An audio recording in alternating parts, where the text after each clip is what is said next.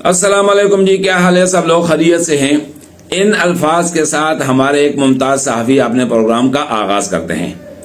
میں نے ان الفاظ کو دہرایا ہے چونکہ آج کا میری یہ جو مختصر سی ویڈیو ہے ان کے ایک ویلاگ پر تبصرہ ہے، جس میں انہوں نے بسا اوقات تو آپ نے کم علمی کا مظاہرہ کیا اور بسا اوقات بعض مقام پر انہوں نے تجاہل عارفانہ سے کام لیا۔ تو میرے دل میں یہ خیال آیا کہ اپنے ممدوح کو یہ وضاحت ضرور ان کے سامنے کروں اور ان کے اس ویلاگ پر تبصرہ ضرور کروں کہ آپ کی شخصیت کو آپ کے اس ویلاگ نے بہت حد تک متاثر کیا۔ میں بچپن سے آپ کی تحریریں بھی پڑھ رہا ہوں اور آپ کے ویلاگ بھی پابندی کے ساتھ سنتا ہوں، لیکن جب آپ کسی کو زیادہ سنتے ہیں، جب آپ کسی کے ساتھ زیادہ محفل کرتے ہیں تو پھر ان کی شخصیت کے مثبت اور منفی پہلو کھل کر سامنے آ جاتے ہیں۔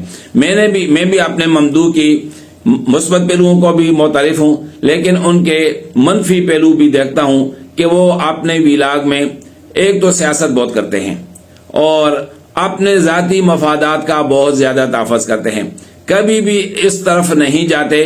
اگرچہ بات سچ ہوتی ہے، حق ہوتی ہے، لیکن یہ اس کا اظہار نہیں کرتے کیونکہ پر جلنے کا ان کو خطرہ ہوتا ہے، اور یہ ہمیشہ کمزور لوگوں پر، سیاستدانوں پر، علماء پر، مدارس پر، ان پر اپنا غصہ نکالتے رہتے ہیں اور اپنے ویلاگ میں ڈالر کماتے رہتے ہیں۔ گزشتہ دنوں انہوں نے مدارس پر اور پھر مدارس کے ضمن میں علماء پر، خصوصاً مولانا فضل الرحمان صاحب پر کچھ گفتگو کی ہے، اور ان کی اس گفتگو میں یا تو ان کی جہالت کار فرما تھی یا ان کا تجاہل عارفانہ۔ مثال کے طور پر وہ شروع میں کہتے ہیں کہ یہ مدارس فرقہ کی تعلیم دیتے ہیں، اگلی بار کہتے ہیں فقہ کی تعلیم دیتے ہیں، یعنی وہ آپ نے اس ویلاگ میں فرقہ اور فقہ میں کوئی فرق نہیں واضح کر پا رہے تھے۔ وہ سمجھ رہے تھے شاید فرقہ بھی ایک ہی چیز ہے اور فقہ بھی ایک چیز ہے، حالانکہ فرقہ میرے بھائی تفریق سے ہے اور فقہ جو ہے وہ یہ فقاہت سے ہے۔ فرقہ ایک منفی چیز ہے تفریق، اور فقہ جو ہے یہ ایک مثبت چیز ہے، پسندیدہ چیز ہے۔ جاوید چودھری صاحب آپ نے اس ویلاگ میں کیا کہہ رہے ہیں، آپ ذرا یہ ویڈیو دیکھیں۔ پھر اس سے بڑے مدارس بن گئے، اور وہ جو بڑے مدارس تھے وہ بیسیکلی فرقوں کے مدارس تھے، وہ فقہ کے مدارس تھے، وہ اسلامی تعلیم نہیں دیتے تھے۔ بلکہ پاکستان کی ٹریجڈی ہے کہ کسی ایک بھی مدرسہ جو ہے اسے ہم اسلامی تعلیم کا مدرسہ نہیں کہہ سکتے۔ جی، یہ تو بات ہوئی ان کی علمی استعداد کی۔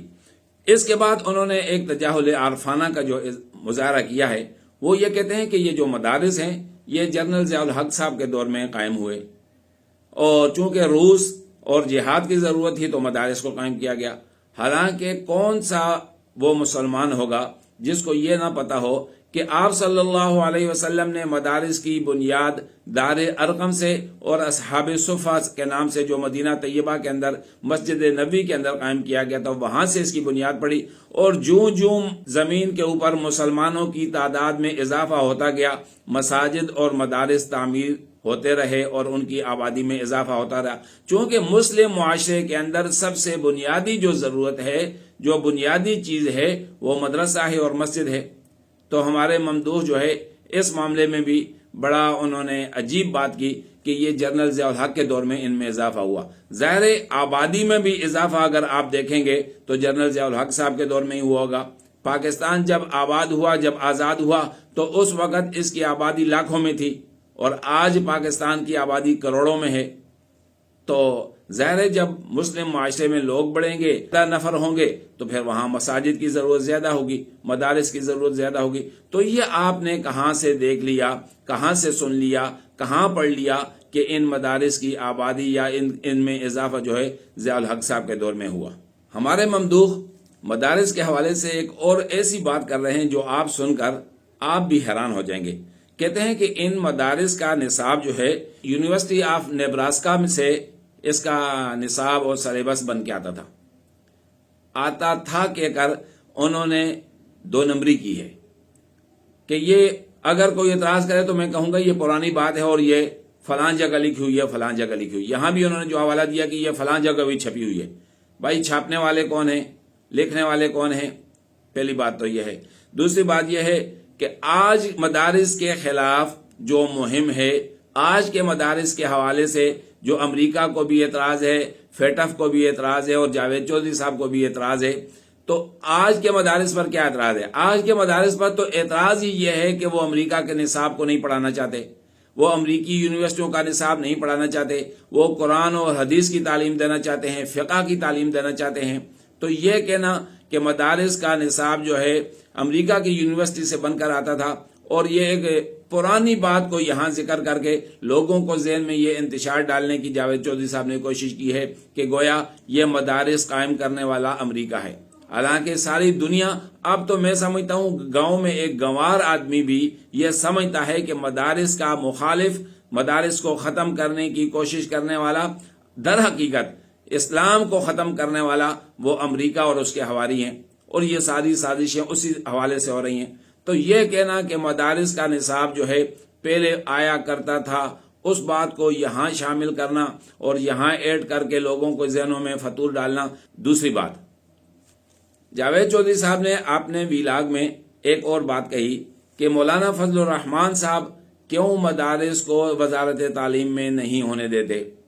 اب انتہائی سطحی بات کہ وزارت تعلیم چونکہ مختصر سی وزارت ہے، اس کو کوئی لینا بھی نہیں چاہتا، اس کے مقابلے میں وزارت صنعت اور تجارت ایک بڑی تجارت ہے۔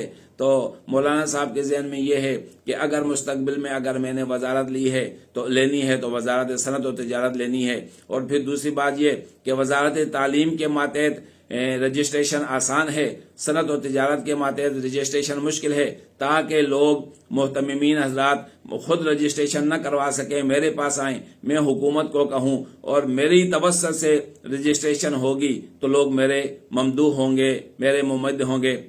ارے میرے بھائی، اس میں یقین سمجھتا ہوں کہ آپ نے تجاہل عارفانہ کیا ہے، یا تو آپ نے کسی کا پڑھایا ہوا سبق کچا کر کے سنا دیا، آپ نے اس کو صحیح یاد نہیں کیا، ورنہ آپ کے نزدیک مولانا فضل الرحمان جس کا نام ہے وہ سسٹم کا باپ ہے، آپ کے نزدیک وہ سیاست کا سلطان ہے۔